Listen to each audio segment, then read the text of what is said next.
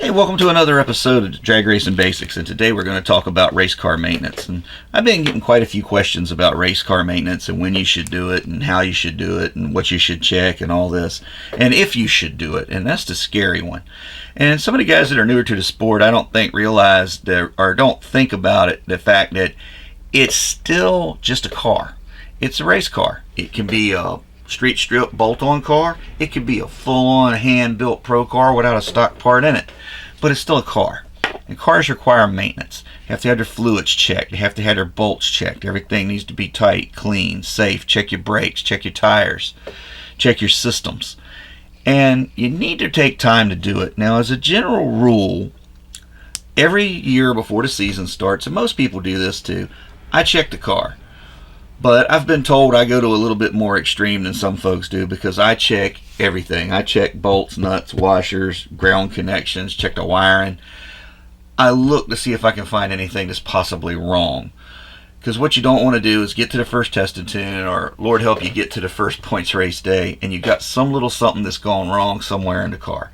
Now, doing all this checking sometimes helps you do some preventative maintenance and catch things before they're big issues. And I've seen some people let some things go, some of my clients, and I go to work on their stuff. And if they'd have just taken a little bit of time to do a little maintenance or stop to make a small repair, they then wouldn't have had the expense and the downtime of a big repair. And it typically happens right in the middle of points racing or right in the middle of series racing. And it costs you. So, I mean, we all spend a lot of money and a lot of time to be able to race and enjoy the things that we do. So you want to take every opportunity you can to ensure that your stuff's working right and in a safe manner. Not just for your own safety, but for the safety of your fellow racers and the spectators. That's our biggest priority as racers, is safety, safety, safety. And I know everybody gets tired of hearing it, and it's a little cliche, but it needs to be said, and everybody needs to stay on point on it. Now, one thing I've done to help me is I make this little list. I keep this in this is my notebook of checklists, and you'll know I'm a checklist person. As you watch my videos, you'll see more of them. This is my beginning of the year maintenance list or checklist.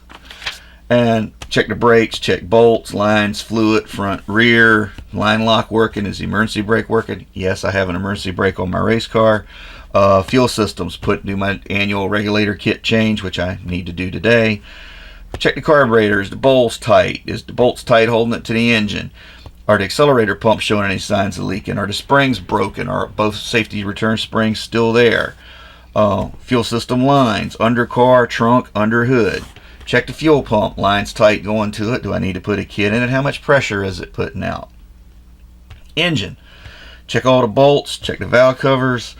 Look for leaks. Check the ignition, cap, rotors, wires, plugs, replace as needed. Radiator, did I take out the antifreeze and put water in it? Because you can't have antifreeze in your race car. How's the hoses looking? Is it full of oil? Have I changed oil? Now, I changed oil at the beginning of every season, and oil is another question that comes up a lot, but we'll touch on that in a minute. Transmission, fluid, lines, cooler, mounts. Do you see any cracks? Tires, front, rear, the lugs tight? Are they holding air? What pressure's in them? Are they worn? Suspension, check your heim joints, any arms, bushings, ball joints, tie rod ends. The SFI dates, look at your belts, your fire extinguisher. Now here's a biggie that everybody overlooks sometimes. Well, we'll get to that one. Glass, are they clean? Do I need to replace any of my stickers that the tower needs to be able to read at a distance? But the biggie here, electrical. Is your battery charged? Is your battery good? Are the connections clean? Check all the switches in the car. Are they turning off and on everything they're supposed to turn off and on? And the big one, check your engine ground. That is especially tricky with MSD boxes and other electronic control devices. If that engine's not grounded good, then usually it interferes with the chassis ground and it can bite you sometimes. But not always, but sometimes. So I make a copy of that and I take it out in the shop with me. Now, oil. I said I'd come back to that. Now let's come back to it.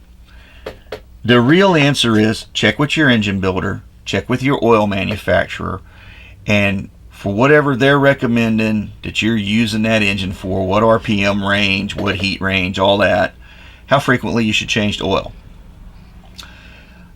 If you're burning gasoline, just regular gas, race gas, pump gas, whatever, as a general rule, I go by what my oil looks like. You know what color your oil is when you pour it in your engine.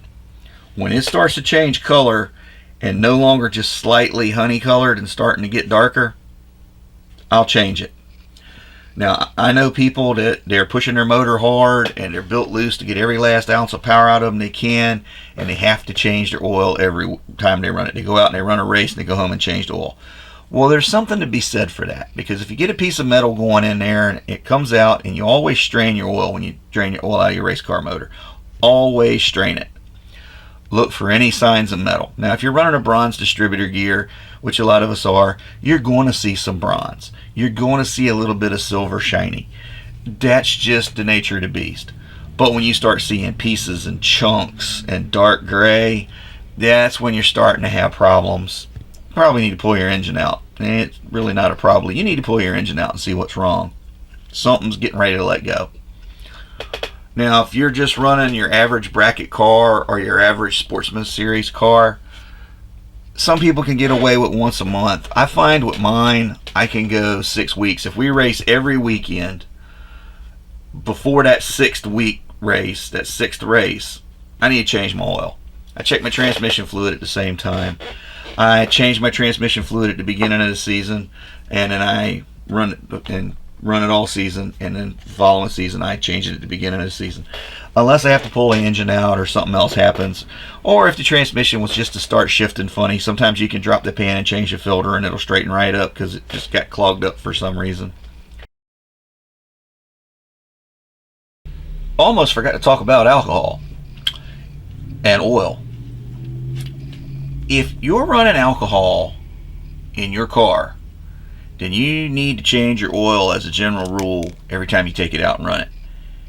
Alcohol breaks oil down what little gets by the rings, and if your rings are loose, then that much more is going to be getting into your crankcase and breaking your oil down. Alcohol also puts off alcohol vapor, and it gets pulled down into your crankcase and it mixes with the oil. And it's not so much that the alcohol vapor is down there, it's that it attracts moisture. And you get that creamy, milky, white looking sludge running around in your oil, and that's breaking down your viscosity and your oil's protective properties.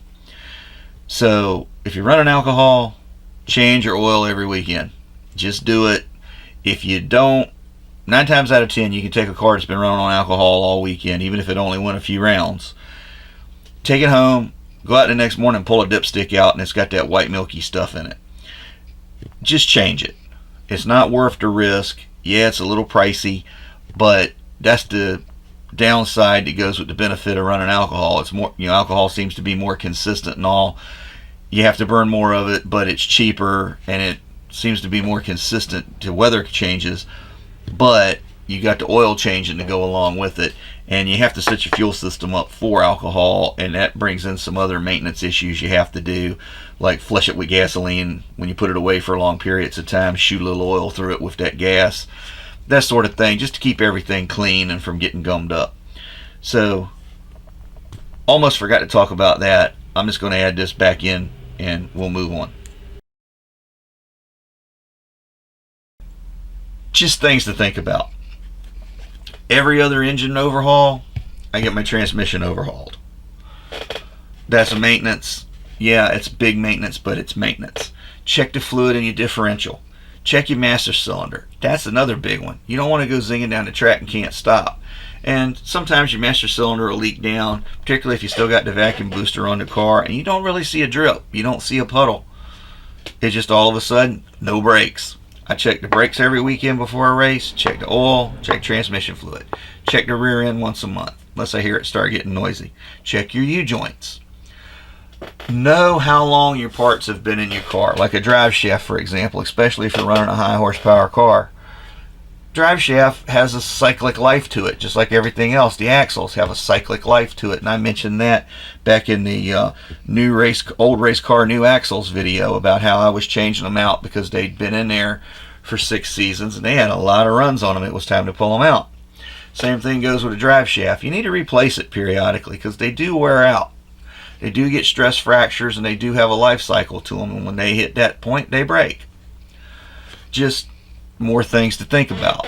And yes, this adds to the cost, but those are things that happen over the course of years, not over the course of weekends.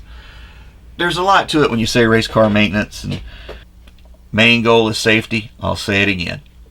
So anyway, I hope you found that interesting, informational, inspiring.